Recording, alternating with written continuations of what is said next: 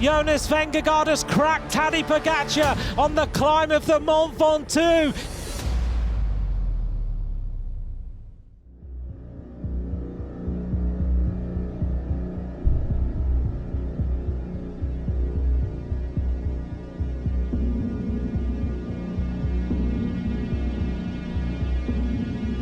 What's happened?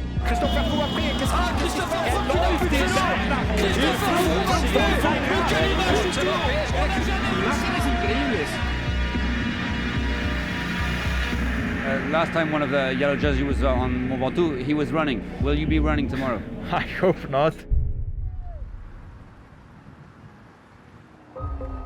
Stage 11, perhaps the most hotly anticipated of this Tour de France. Nearly 200 kilometres between Sorgues and Malaucène, with 2 climbs of the iconic Mont Ventoux. But before the fireworks on the Giants of Provence, there was already a big battle to get into the breakaway. A fast and furious start in much warmer conditions. The intermediate sprint came early between 2 minor climbs, but the pace was too high for most of the sprinters. The riders covering 47 kilometres in the first hour, with the world champion on the attack.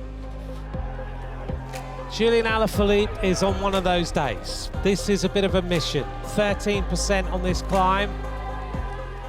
The first climb was short but steep, and Nairo Quintana was unable to keep pace with Alaphilippe. More riders though now attacking from the peloton.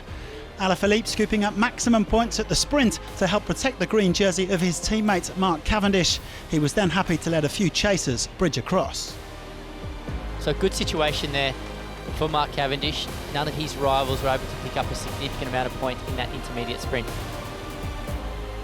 Alaphilippe joined by Dan Martin, Anthony Perez and Pierre Rolland. 4 men in the lead, followed by a chase group of around a dozen riders, including Benoit Cosnefroy, Greg Van Avermaet and 3 men from Trek Segafredo, Julien Bernard, Bauke MOLLEMA and Kenny ELISSONDE. Wout van Aert was the highest placed on GC, some 27 minutes down on Tadej POGAČAR. Well, after the day's second climb, the leaders had a gap of around a minute on the chasers.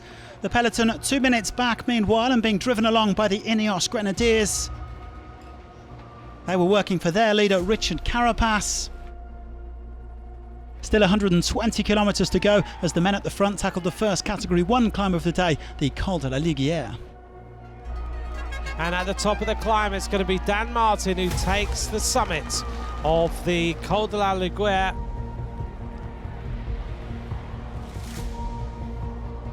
They've been behind for a long time, but it looks now like they are finally going to reach the back of this group of riders. The Van Aert group catching the Alaphilippe group as they approach the foot of the Ventoux for the first time. 16 riders in the lead with 5 minutes in hand over the peloton. And going on to the climb from Sceaux for just the second time in Tour de France history. Julian Alaphilippe, who attacks now. Alaphilippe on the hunt for more King of the Mountains points and upping the tempo around halfway up the climb. Only 6 riders were able to stay with him. Van Aert, Bernard, ELISSONDE, Perez, Luc Durbridge and Sandro Merisa. Just before the summit, MOLLEMA managed to drag his way back into the lead group, making it 8 men up at the front. There goes Julian Alaphilippe. Does he fancy some polka dots? He's going to give it a go. Alaphilippe reaches the top of the Ventoux for the first time. 10 points in the pocket.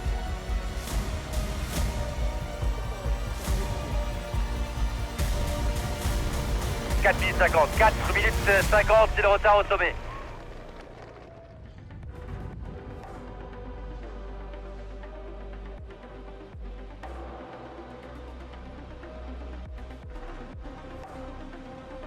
4 minutes 55, 4 minutes 55, the gap over the back, 4:55.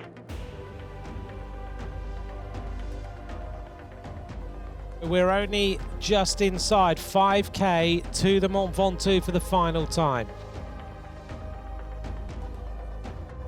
Julien Bernard leads and his job is done. Huge attack now. This is Kenny ELISSONDE, the Frenchman, as he goes clear now on the lower slopes of the Mont Ventoux. And here goes Wout van Aert as he attacks Alaphilippe and he attacks Bauke MOLLEMA. Wout van Aert dreaming of a stage win in the Tour de France.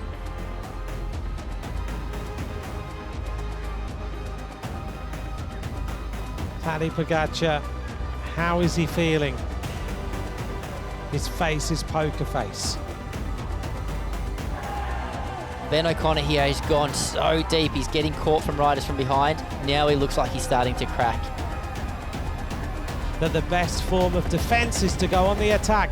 Here goes the white jersey. Jonas VINGEGAARD goes on the move. What has this young Danish rider got in the legs? Carapaz and URAN don't have the response. Jonas VINGEGAARD has cracked Tadej Pogačar on the climb of the Mont Ventoux. This is the crest of the Mont Ventoux for the second time. Wout van Aert goes over the top, gets himself set. The stage win is down at the bottom of the descent.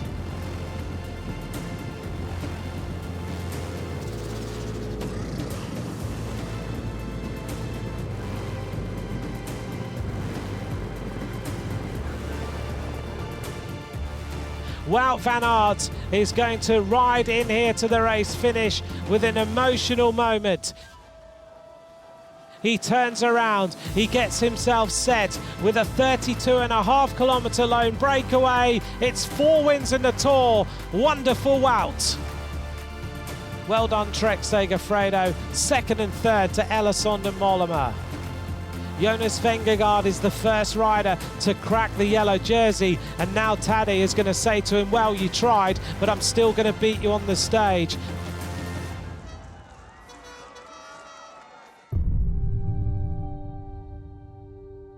Personally, it was really hard to come in this tour on a proper level. And the first week we had so many bad luck with the team. Even today we lost again Tony Martin in a crash. This is so nice that if you keep being motivated and you keep believing it, then someday it will work out. So really proud. Maybe it's my best victory ever.